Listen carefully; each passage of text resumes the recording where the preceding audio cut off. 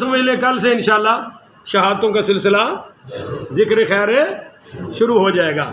میرے معزز سامعین، ہوا یہ ہے کہ یزید کے مجھے ایک مولوی صاحب کہنے لگے کہ جب امام حسین کا وہ قافلہ واپس آیا ہے امام زین العابدین کا اور سیدہ زینب کا، تو وہ شام میں یزید کے پاس ٹھہرے ہیں اور یزید نے ان کو کھانا کھلایا ہے 20 دن 18 دن جتنے دن رہے ہیں۔ تو اگر وہ اتنا ہی برا ہوتا تو سیدنا زین العابدین علیہ السلام سیدہ زینب بنت علی رضی اللہ تعالی عنہما ان سے روٹی کیوں کھاتے؟ میں نے کہا گل سنا ہے، جیڑی اس یزید نے روٹی کھوائی ہے نا، وہ دن کٹھے کر کے پیسے بڑھا تے ساڈے کول لے لا تے بکواس بند کر، جڑے تیرے پیسے بڑھتے نا ابیا جی دے وہ ساڈے کول لے لا، سنی بل دین نو تیار نہیں تے بکواس بند کر۔ میں کہا جی فرعون نے روٹیاں نہیں سی کھوائیاں موسیٰ علیہ السلام نو؟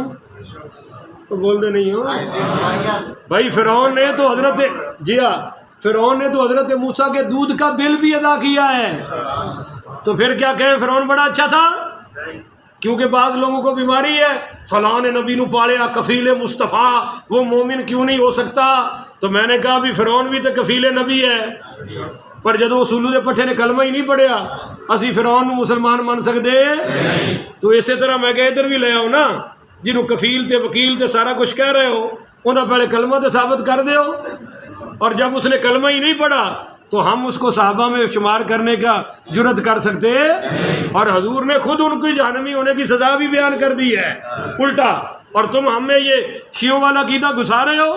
تو خیر عرض کر رہا تھا یہ اس کے جرائم اور یہ معاملات، اور ادھر جناب اس نے کہہ رہے جی یزید نے کیا ہے وہ موٹی موٹی جرائم کی فہرست میں نے وہ بتائی ہے جو شراب کے علاوہ زنا کے علاوہ اور سارے، کیونکہ وہ اس کا پرسنل معاملہ ہے، مگر یہ جو کر رہا ہے مکہ مدینہ پر یہ پرسنل معاملہ، اور اتنی ہزار بچیوں سے جو حمل ہوئے بدفعلی کی وجہ سے اس کا ذمہ دار کون ہے؟ ان کا روحانی ابا یزید ہے۔ اچھا جی، اب آئیے شہادت حسین کی عظمت بتا رہا ہوں۔ امام علی مقام رحمت رضی اللہ تعالیٰ عنہ نے وہاں پھر یزیدیوں سے جب نیگوسیشن ناکام ہو گئی، ان کا ایک ہی مطالبہ تھا، یا آپ گرفتار ہو جائیں یا پھر آپ بیعت کر لیں۔ اس کو تو آپ نے انکار کر دیا۔ پھر امام حسین رضی اللہ تعالیٰ عنہ نے وہاں 3 شرطیں رکھیں، ذرا بولے آخری بات ہے کتنی جی؟ نمبر 1، جب وہ خط نکال دیے اور خط والے سامنے، ظالموں ان پہ بھی تو ماتم کرو یا تم ان کی اولاد ہو، نہیں سمجھ رہے ہو؟ وہ کوئی لعنت ان پہ بھی تو ڈالو جنہوں نے خط لکھے اور ساتھ ہے، جنہوں نے بلایا اور ساتھ ہے، ان پہ تیرا ذاکر لعنت کیوں نہیں ڈالتا؟ یا تم انہی میں سے ہو، ان کو بچانے کے لیے آگے پہنچتے ہو؟ پہلے ان کا تو کچھ حل بتاؤ۔ جب یہ سامنے نہیں آئے اور امام علی مقام کو پتہ چل گیا کہ یہ یزیدی کتے اب مجھ سے بعد ہے، تو 3 شرطیں رکھیں۔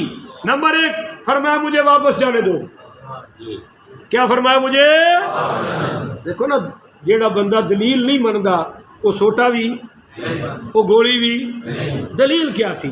اگر امام حسین جنگ کرنے آتے تو بچے لے کے آتے، بیوی لے کے آتے، بولو نا۔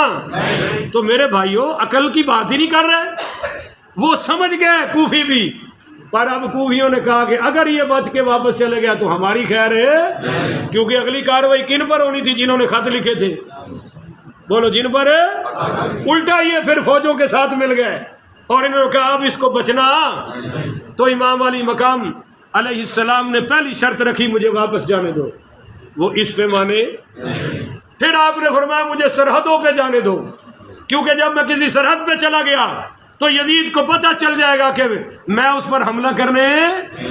تیسری پھر آپ نے شرط رکھی کہ مجھے ڈائریکٹ یزید سے بات کراؤ، میری ڈائریکٹ یزید سے۔ اب اس میں یہ مولوی کود پڑے، یہ کہتے ہیں دیکھو جی وہ تو کہہ رہے ہیں یزید سے ملاؤ، بولو یزید سے ملاؤ، کیوں کہ یزید ان کا تھا وہ ان کے تھے، معاذ اللہ استغفر اللہ۔ میں نے کہا نادانو یہ بات ہے، یہ تمہاری گندی سوچ کا گند ہے۔ امام حسین رضی اللہ تعالیٰ عنہ چاہتے تھے کہ میں یزید سے ملاقات کروں اور اس کو بتاؤں کہ میں ان خطوں پر آیا ہوں، اور یہ میری فیملی ہے، میں کوئی حملے کا ارادہ لے کر اور تیری حکومت کے لیے، یہ دیکھو انہوں نے ہر خط میں مجھے دین کا واسطہ ڈالا ہے، انہوں نے مجھے قیامت کا واسطہ ڈالا ہے، اب یہ تیری حکومت پہ راضی ہو چکے ہیں، تو میں اپنے آپ کو اعلان جہاد کر کے آیا۔ اب اس میں خطرہ ان کو تھا جنہوں نے خط لکھے تھے، بولو بولو بولو، جنہوں نے کہا یہ خط بھی چلے جائیں گے، امام حسین بھی چلے جائیں گے، اور جڑی یزید کو حکومت ہے دیتی بھی تو نہ دی ہوئی ہے نا، دیتی بھی، لہذا پھر ہماری خیر ہے۔ انہوں نے حضرات یہ تینوں باتیں مسترد کر دی، بولیے یہ تینوں باتیں۔ آج کے درس کی آخری بات، ایک پہچان اور لے لیں، نماز میدان کربلا میں ادھر بھی تھی اور تھوڑا سا بولیں بڑا مسئلہ حل کرنے لگا ہوں، تو پھر نماز سے کیسے پتہ چلے کہ یہ حسینی ہے یہ حسینی ہے؟ اج بھی انہوں دیا نمازاں ساڈے نال تکڑیاں نے، او بولو تو صحیح، انہوں دیا نمازاں ساڈے نالوں میں کہہ رہے ہیں، ویکھ لو داڑیاں بھی انہوں دیا۔ اب میدان کربلا میں کیسے پتہ چلے؟ ادھر بھی نماز ادھر بھی نماز، ادھر بھی داڑھی ادھر بھی داڑھی، ادھر بھی تلاوت کلمہ سب کچھ، اور ادھر بھی سب کچھ تھا، پر ادھر کیا تھا ادھر کیا تھا؟ ادھر خاندان رسول تھا، ادھر حضور کا خون تھا، ادھر علی کا لگتے جگر تھا۔ تو سنیو، ہم نے کربلا سے لے کر آج تک نماز بعد میں دیکھی ہے، کلمہ پہلے دیکھا ہے، قرآن پہلے دیکھا ہے، اپنا پیارا مصطفیٰ پہلے دیکھا ہے، حضور کے آل پہلے دیکھے ہیں، اور حضور کے صحابہ پہلے دیکھے ہیں۔ اور وہ یزیدی ہیں جن کو نبی کا بھی ادب نہیں نماز پڑھتے ہیں، صحابہ کا بھی ادب نہیں نماز پڑھتے ہیں، اہل بیت کا بھی ادب نہیں اور نماز قرآن سرہانوں کے نیچے رکھتے ہیں اور پھر پڑھتے ہیں۔ ہم قرآن کو سینے سے لگا کے چلتے ہیں۔ تو پتہ چل گیا نماز نہیں دیکھی جائے گی، پہلے عقیدہ دیکھا جائے گا۔ ایک بات اور بتا دوں کہ اصل لڑائی کن سے تھی یزیدیوں کی؟ بولو، انہیں دن سنی بیٹھے نے بھی نہیں دسنڈا ہے۔ او بھائی، ان کی اصل لڑائی کن سے تھی؟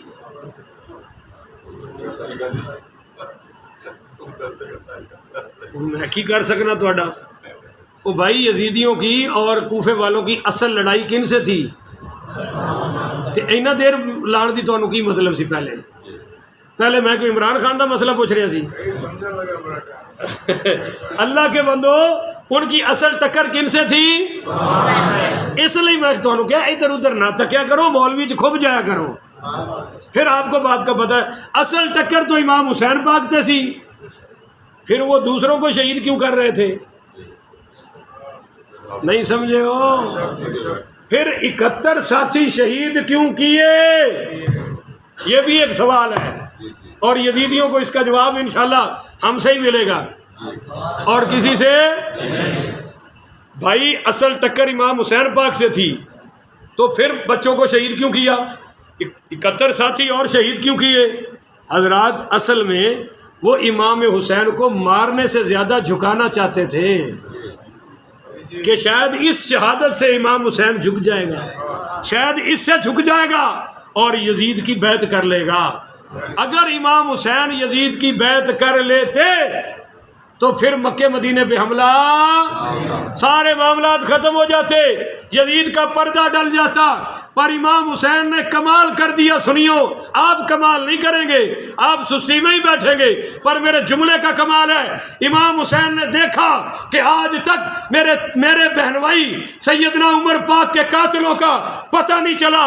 آپ نے دیکھا کہ میرے تایا حضرت عثمان، میرے خالو سیدنا عثمان کے قاتلوں کا ابھی تک پتہ اونچی نہ بولے آجے ابھی تک پتا جنہوں نے حضرت علی کو شہید کیا قاتل تو پکڑا گیا پر سازشی ٹولے پکڑے امام حسین اس لیے ڈٹ گئے اور اس لیے میدان میں آ گئے کہ میں ایسے چھپ کر کے شہادت نہیں کراؤں گا، میری شہادت سے قیامت تک پتہ چل جائے گا قاتل کون ہے، مقتول کون ہے، ظالم کون ہے، مظلوم کون ہے۔